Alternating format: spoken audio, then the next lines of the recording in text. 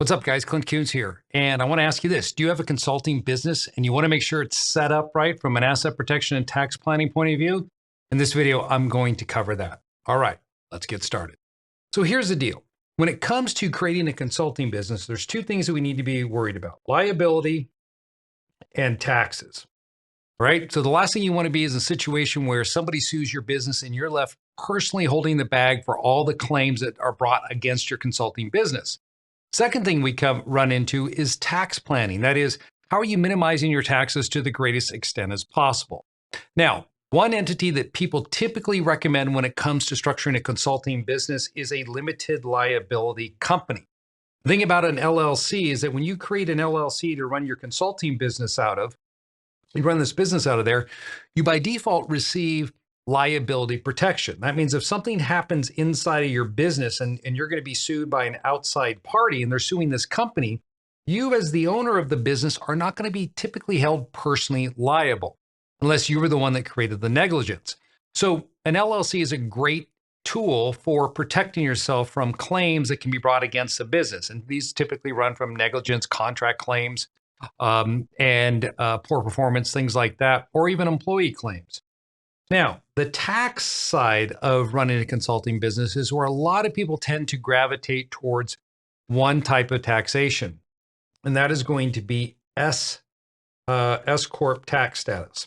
What do I mean by that? Well, if you choose S Corporation tax status, that makes this a flow-through entity, so that if you made $100,000 inside of your consulting business and that money was not paid out to you, you left it inside of your business, you're still going to pay taxes on it, because with a flow-through entity, any money the business makes profit-wise is taxed down to its owners.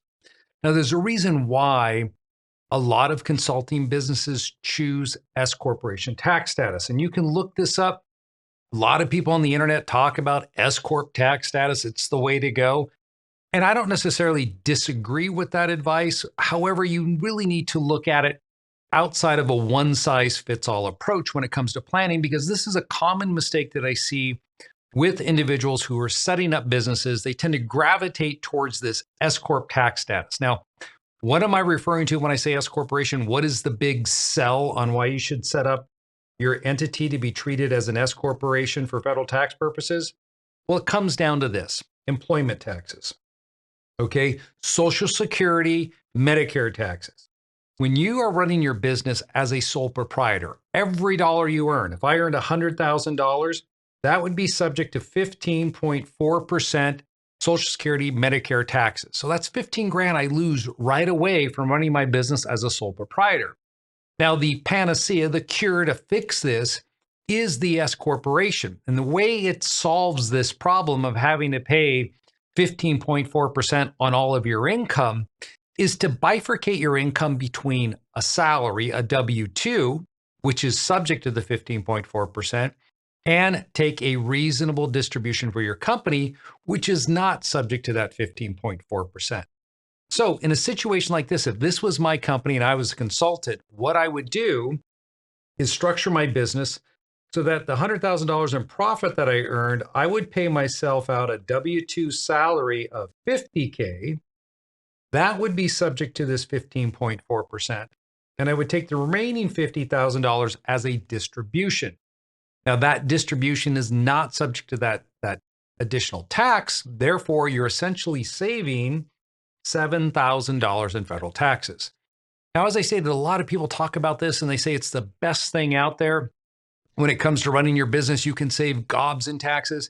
And as I stated, I don't disagree with that, but you have to look at it in the context also of what are you trying to accomplish with your business.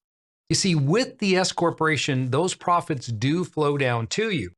So if I was in the process of building a consulting business and I'm putting more money back into the business to get it off the ground, well, do I really want to pay tax on money at my individual tax rate if I'm in a high tax bracket? Because I'm just going to reinvest it into my business. So if you're planning to grow your business and you're in a tax bracket that's greater than 21%, then you might want to look at using a C Corporation tax status for your consulting business. Now, a C Corporation is taxed at a flat 21% on any of its income. So in this example that I just showed you, if I had an extra $50,000 profit inside of my business, this would not be taxed to me individually. So if I was in, let's say, an effective tax rate of 30%, I'm not going to be paying taxes of 30% on that 50K if I have a C corporation, because the C corporation will pay taxes at its rate. So I'll essentially reduce my taxes by 9% on that money. So in other words, I'm going to give myself an additional $4,500 in after-tax money to reinvest in my business because the money is staying inside of the company. And that's something that a lot of people miss when it comes to setting up their consulting business. They don't think about growing the business. That is, do I want to take that money out? Like, most definitely, if you need every dollar you're earning to live on, then an S corporation is going to make sense for you. But if you don't, then you might want to consider using a C corporation and keep that money inside of that company at that lower tax rate. Now, the second thing I look at when I'm structuring a consulting business is, what else are we doing on the outside of our business? That is, are we investing into real estate, right? Do I want to look better to lenders to qualify for loans? One of the things I found with S corporations is that because they're a flow through, you file what's called an 1120S tax return for your business every year. Now, 1120S, this is an informational return, which means that it's passing the income, in my case, this $50,000 here, down to me to include on my 1040 because it's taxed at my rate. The way the return does this with the IRS is it gives you what is referred to as a K1. And a K1 shows your share of the business's profits or losses for the year. So if I had set up my business to be treated as an S corp, then I would receive a K1 from my CPA when they prepare the tax return for this LLC. And it would show that I have $50,000 in pass-through income. And I would take that K1 and put it with my 1040. Now, here's the problem. So when I turn in my 1040 with the K1 attached to it, that's part of the record. That's forever going to be there. And when I go to borrow at a later date and an underwriter is looking at my tax returns, they're going to see that I have this K1. Once they see I have that K1, it's going to lead them back to my consulting business. And once they find out, of course, that I have my consulting business, then they're going to start asking for all of the 1120s I've been filing for at least 2 years. And they want to see my P&L, my balance sheet for my business. And who knows what else they might be asking for, because now that underwriter is up into your business. Now, personally, I don't want them up into my business. And so by using a C corporation, they don't know. That is, a third party who is looking at your 1040 would never know that you're in business for yourself, because the C corporation files a straight up 1120 tax return. And with an 1120, there is no K1 because there's no pass through. So all of that income stays locked in the corporation, taxed at its lower tax bracket. And an outside party looking at your 1040 would never know that you're in business for yourself unless you disclose this. So here's where I think it gets a little better, because as I'm going to borrow, I don't want people looking at my business activity, because my business may be taking certain actions to reduce my overall taxable income. Here's case in point. I have a video where I talk about a tax strategy where you have a business set up and you decide you want to rent out your house to your business for business meetings. And you determine that a fair rental value for your house is, let's say it's $2,000 per meeting. Now you do this 14 times a year. I'll put a link to the video in the show notes below. So if you're not familiar with this strategy, you can become familiar with it, because it's a great way to save on taxes, but it can also hurt you when you're trying to borrow. And you're going to see that in just a moment. So if my business is paying myself $2,000 and I do it 14 times a year, that's going to be $28,000 my business will pay to me individually for the rental use of my home. Now, when I'm paying myself that $28K, that is a deduction to my business. So if my business generated this year $50,000, like I said, in income, it's in a C corp, and or an S corp, let's say, and it paid out $28,000. So I would show then profit inside of that business that would then flow down to me of approximately $22,000.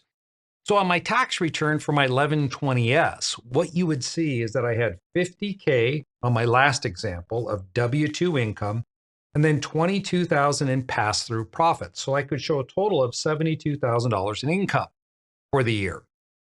Now, when they look at my business, when I'm going in to apply for the loan, what they're going to see is that my business only has profit of 22K because it has $28,000 in expenses.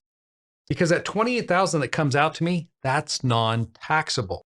So now I'm showing less taxable income. I'm able to pull the money out. I don't have to pay taxes on it, but I show less taxable income, which then limits my ability as to what I can qualify for. So when we're using business entities, we also need to be aware of what we want to show, again, to a lender if we're also a real estate investor. How are we controlling that information? S Corp is on full display. With a C corporation, it would not be on full display because I can choose if I want to take the money out, I can take the money out as I just described. I could loan myself that money. I could pay it out in a salary. I have options is what I'm getting at. Whereas when you do with an S corporation, you do not have these options. Everything flows down to you and it's all showed up on your 1040. So if you're starting the consulting business, maybe you already have a consulting business and unfortunately you're running as a sole proprietor, then you might want to look at converting either into an LLC, tax as an S or a C corporation. Now, if you want to learn more about how to do that, I'd like to offer you a free strategy session with someone in my firm. All you need to do is click on the link below in the show notes to schedule your strategy session. And then you can talk to one of our advisors and we'll discuss your individual situation, go through an analysis to determine what is the best entity for you for running your consulting business.